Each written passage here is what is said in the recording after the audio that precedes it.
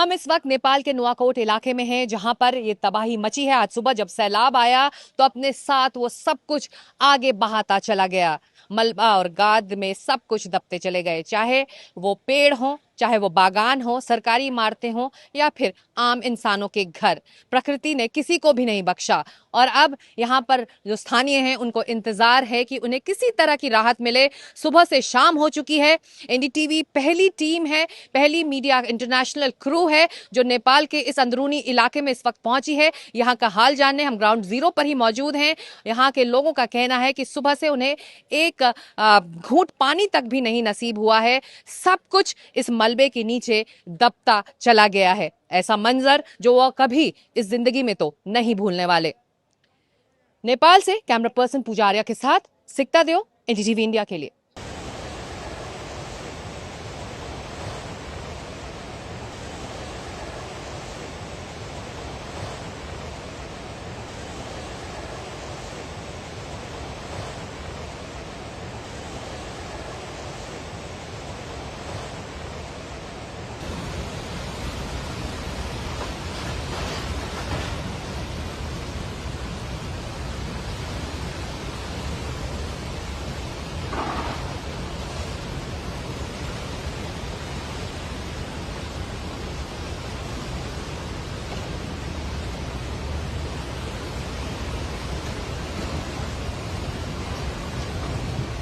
बजारे गयो यार ल गयो यार ओ ए सिलास यता यता आऊ यता आऊ यता यता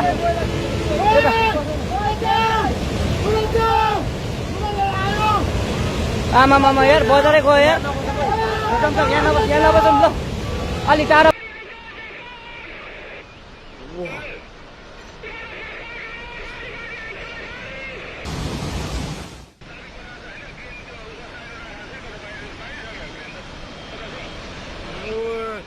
रोडमा पुगेर माथि यार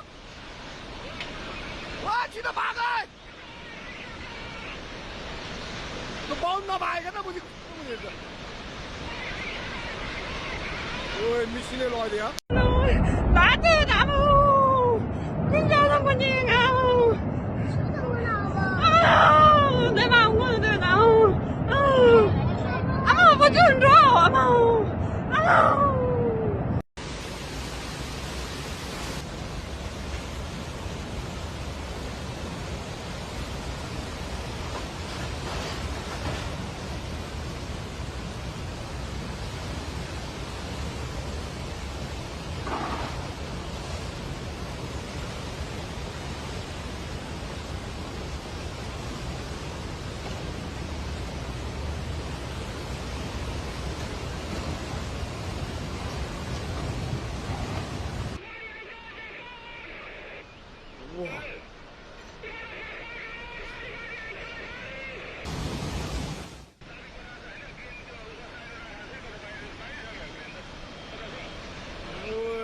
ओए रोडमा पुगेर माथि यार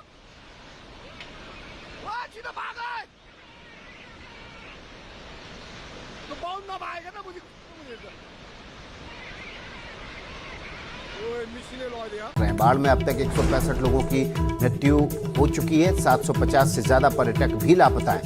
भारत के करीब 300 लोग लापता हैं। नेपाल में भारत से भेजी गई है एसडीआरएफ की टीम राहत और बचाव कार्य में सक्रिय हिस्सेदारी करेगी। एसडीआरएफ की एक प्लाटून नेपाल भेजी गई है। पीएसी की 26 बटालियन के 22 जवान भी नेपाल भेजे गए हैं। नेपाल के करीब 7 जिलों में बर्बादी है। बाढ़ प्रभावित इलाकों के दौरे पर प्रधानमंत्री बालन शाह भी हैं।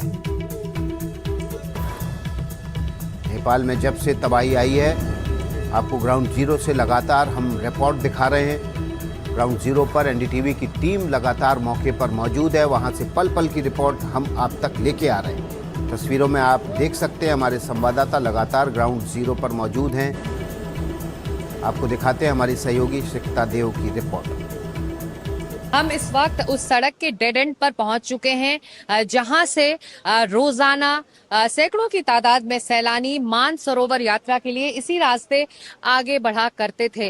जो तमाम पर्यटक इस वक्त लापता बताए जा रहे हैं, जो अपने ट्रैवल एजेंट्स के जरिए मानसरोवर यात्रा के लिए निकले थे, इसी सड़क के रास्ते वो मानसरोवर यात्रा तक जा रहे थे और जिसके दौरान ये सैलाब आया है। और बताया जा रहा है सैलाब में कई ऐसे पर्यटक लापता इस वक्त हैं। तो हम उस पॉइंट पर पहुंच चुके हैं, उस डेड एंड पर पहुंच चुके हैं।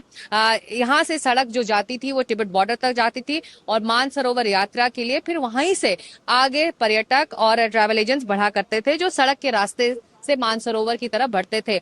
अब कल के सैलाब के बाद, कल के फ्लैश फ्लड के बाद ये जो पूरी सड़क है वो बह चुकी है। तबाही का मंजर आपके सामने है।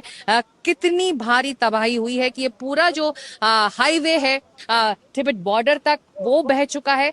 इससे आगे अब बढ़ना नामुमकिन है। हम यहाँ के स्थानियों से लगातार बात कर रहे हैं। वो कह रहे थे कि आम जनजीवन कल सुबह तक, सैलाब के आने से पहले तक बिल्कुल नॉर्मल था, बिल्कुल सामान्य था। टूरिस्ट की गाड़ियां आवाजाही चल रही थी, लेकिन अचानक कहीं से ये सैलाब आया। अनाउंसमेंट्स हालांकि यहाँ पर स्थानीय पुलिस ने किए थे कि आगे से फ्लैश फ्लड हो रहा है, आप तुरंत हटिए, लेकिन इतना वक्त भी नहीं था। कई ऊंची फीट पानी के साथ साथ गाद और मलबा यहाँ बहता चला आया और इसी तरह सड़कें बहती चली गई। इसके आगे जो संपर्क है वो कट चुका है। अब हवाई सर्विलेंस के जरिए ही ये जानकारी हासिल करने की कोशिश की जा रही है कि आगे अगर लोग फंसे हैं तो उनकी हालत इस वक्त कैसी है। और ज्यादातर वही सैलानी हैं जो मानसरोवर यात्रा के लिए निकले थे।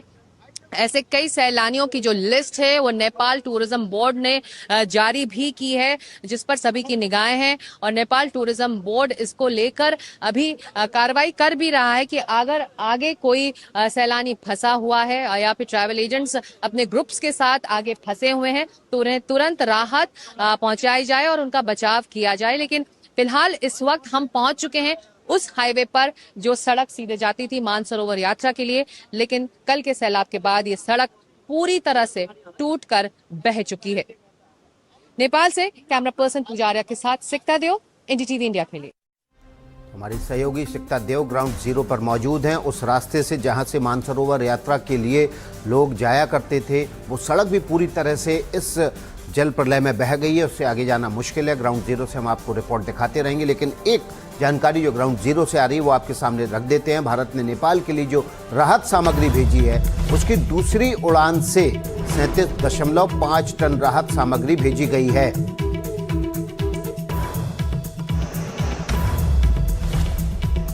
विदेश मंत्री एस जयशंकर ने इसकी जानकारी दी है। नेपाल के अधिकारियों के संपर्क में हैं एस जयशंकर। राहत कार्यों में सहयोग जारी रखेंगे।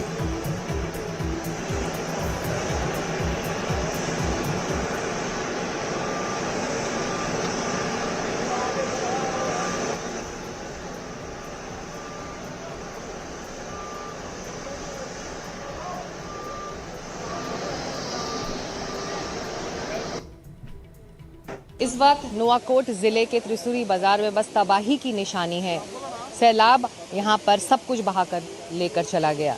जो बचा है तो अब दुख और आगे भविष्य कैसे चलेगा, ये इस वक्त यहाँ के स्थानीय लोगों की बड़ी चिंता है। कुछ लोग इस वक्त मेरे साथ मौजूद हैं। आप बता रहे थे आपका यहाँ पे 5 घर था, किराए पे लगाते थे, क्या हुआ? 5 घर था मेरा, एक घर यही था और 4 घर ये भी मेरा है और 4 घर उधर था, उधर भी सब भगा के लेके गया। अब दुकान 200 था वो भी चला गया। माल बहुत था, गैस सिलेंडर था 100-200 गैस सिलेंडर भी था, सब दुकान घर सर सब गया। अब कुछ भी नहीं है, सिर्फ ये पहना हुआ ये है, उसके बाद ये है, खाने के लिए कुछ भी नहीं है। तो मुश्किल है।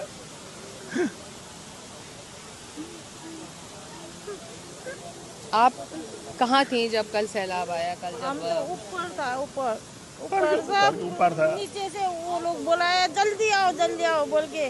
फिर हम कूद के आए तो इसे देखा तो पानी आ चुका था। फिर वो सीढ़ी में चढ़ रहे तो पानी आया गया सब। कुछ भी समेटने का, कुछ भी देखने का मौका कुछ नहीं हम मिला? कपड़ा लेने गया था, 2-4 कपड़ा लेके आएगा चल के गया था तो वो लोग चिल्ला के बुलाए थे, सब वहीं छोड़ के भागा। हम आप भी फंसे मलबे में, गाद में? वो आप फंसे? हम नहीं फंसता, उन लोग फंस चुका था। तब हाथ पकड़ के मैंने ताना इन लोग को, उसको भी ताना, मेरा भाई का वो भी है, उसको भी तान के गली में घुसा लिया। उसके बाद हम लोग बचा, नहीं तो हम लोग ये रास्ता आया था यहीं से भगाते था।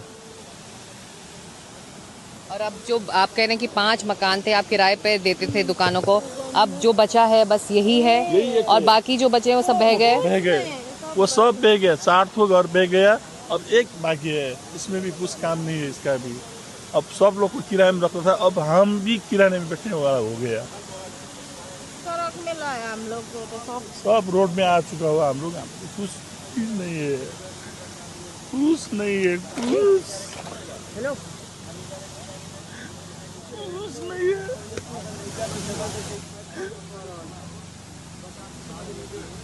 क्या करें कि सुसाइड करने पड़ेगा, मेरे कुछ भी नहीं है। तो आप हौसला रखें, ऐसे आप बात करेंगे, आप लोगों के हौसले से ही तो जिंदगी आगे चलेगी। इस तरह से हौसला खोने से तो कुछ नहीं होगा। हम लोग सुसाइड करने से अच्छा होता है।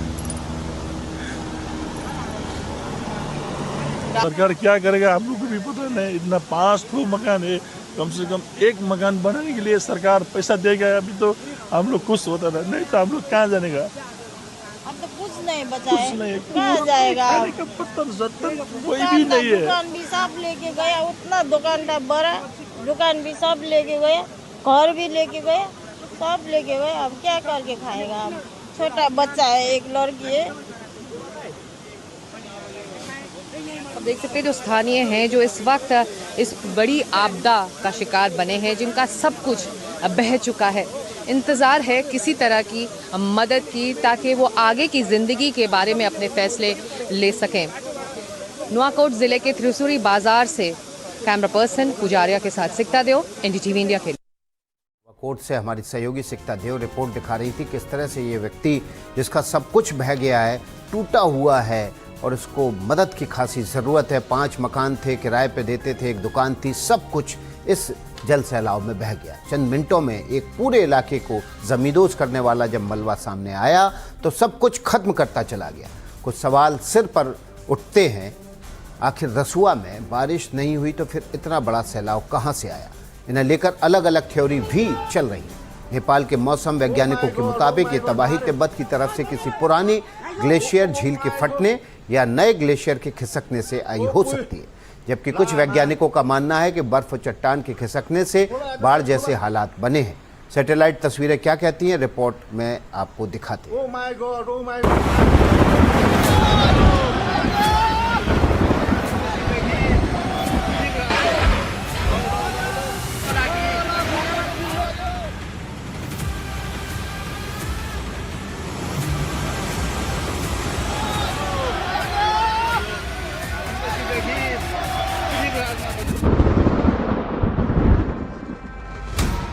नेपाल में इस वक्त मौत का सन्नाटा है, अपनों को खोने का दुख है और भयानक त्रासदी के जख्म है। लेकिन इन जख्मों का स्टार्टिंग पॉइंट आखिर क्या था?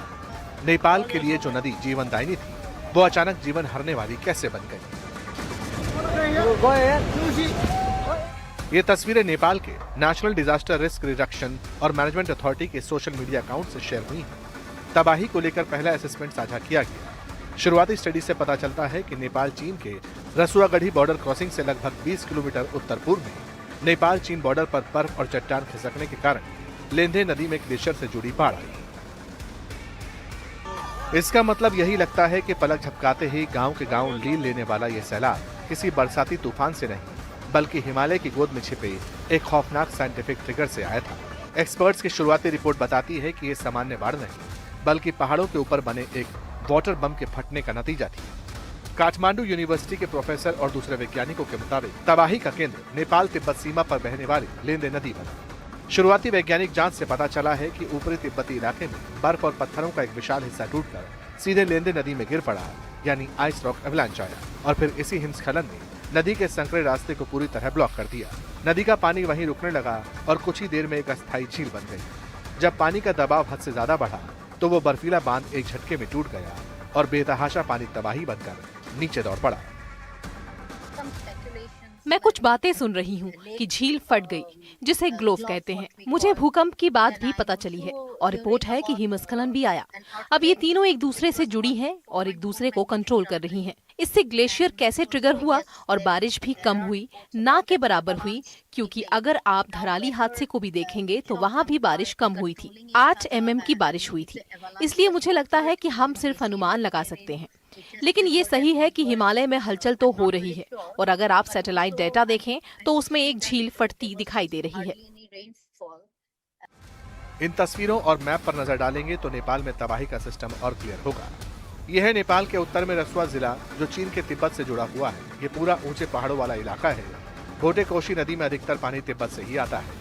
अब नजर डालते हैं दूसरी तस्वीर पर। इसमें एक और चीन है और दूसरी ओर नेपाल।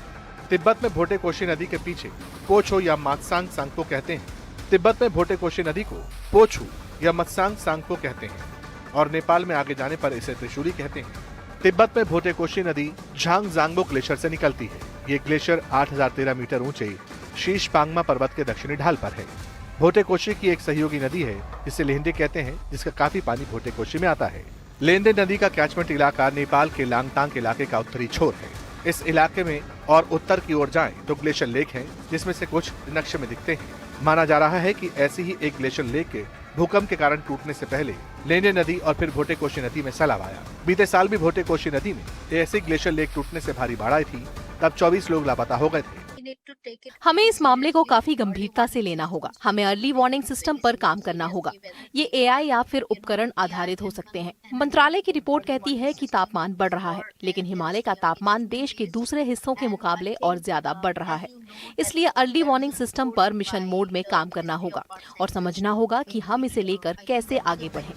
लेकिन सवाल ये है कि आखिर बर्फ का इतना बड़ा हिस्सा अचानक टूटा। इस रहस्य का जवाब अमेरिकी भूगर्भीय सर्वेक्षण की रिपोर्ट में छिपा है। अब वैज्ञानिक सिर्फ हिमस्खलन पर ही नहीं रुक रहे, बल्कि ग्लेशियर लेक आउटबर्स्ट फ्लड यानी ग्लोव की संभावना की भी गहन जांच की जा रही है। सेंटिनल सैटेलाइट डेटा बताता है कि इस हिमालय क्षेत्र में दर्जनों ऐसी बड़ी ग्लेशियर झीलें हैं जो ग्लोबल वार्मिंग के चलते लगातार ओवरफ्लो हो रही हैं। रसुआ की यह जल प्रलय साबित करती है कि अब हिमालय क्षेत्रों में तबाही मचाने के लिए मानसूनी बारिश की जरूरत ही नहीं बची। ग्लोबल वार्मिंग और क्लाइमेट चेंज की वजह से हिमालयन ग्लेशियर्स इस कदर अस्थिर हो चुके हैं कि जरा सा भूकंप या थोड़ा सा तापमान बढ़ते ही नदियां मौत का सैलाब बन जाती हैं।